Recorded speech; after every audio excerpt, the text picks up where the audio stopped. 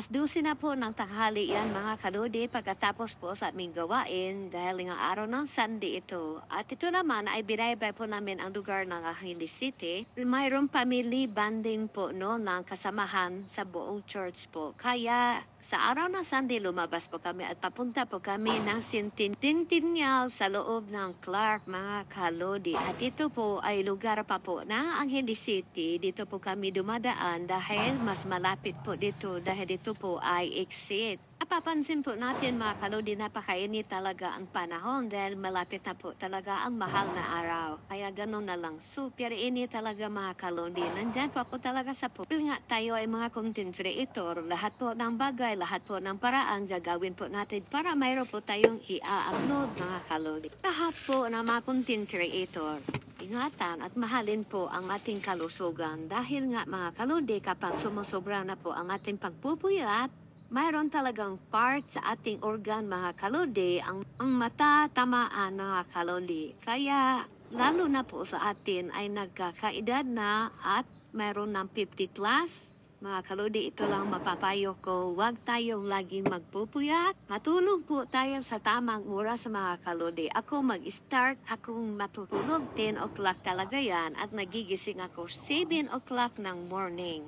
Kaya ang ginagawa ko ngayon mga kalodi, para pang palakas ating kalusugan, umaga pa lang, pagising ko, umiikot na po ako sa aming baryo para po dagdag na pang patibay ng ating kalusugan. Yung paglalakad natin mga kalodi, nakakatulong po sa ating heart yan. Kaya yan ang ginagawa ko pagdating sa bahay.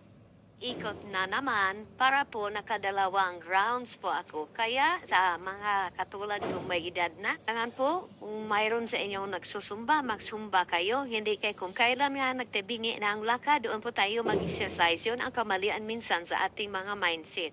Lalo na po sa ating nagkakaedad na mga kalodi, ang ating organ din ay nagkakaedad. Kaya ako, sa ngayon, kumakain na talaga ako alas 6 ng gabi. Diyan ako mag-start. Kasi kapag gabi ka nakakain, 8 o'clock to 9, hindi ka na matutunawan. Tid ka na. At the same time, marami pang kinakain mo. Kaya minsan nahihirapan tayo matunaw ang ating mga kinakain. At doon, magkakaroon tayo ng problema.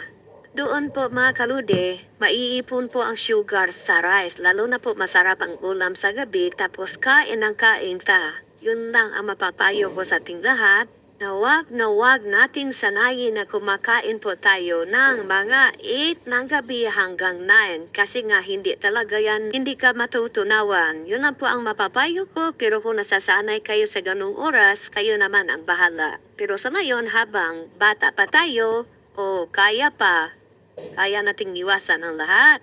Totoo lang, mahirap talaga sa panahon ngayon na magkakasakit. Dahil lalo na po kahit sabihin natin mayroon kang PhilHealth, pero alam natin ngayon ang sitwasyon. Kahit nagbabayad ka pa, kung wala namang pundo po, yun ang mahirap mga kalodi. So ito malapit-lapit na po tayo sa aming destinasyon. Sana mayroon po tayo natutunan. Makain po tayo ng masustansya katulad po sa gulay. Ang meat naman mga kalodi, okay lang yun sa isang linggo, isang bisis. Yun lang po mga kalodi. Maraming salamat sa iyong panonood. Hanggang dito na lang. Thank you so much. Luzon, Visayas, and Mindanao.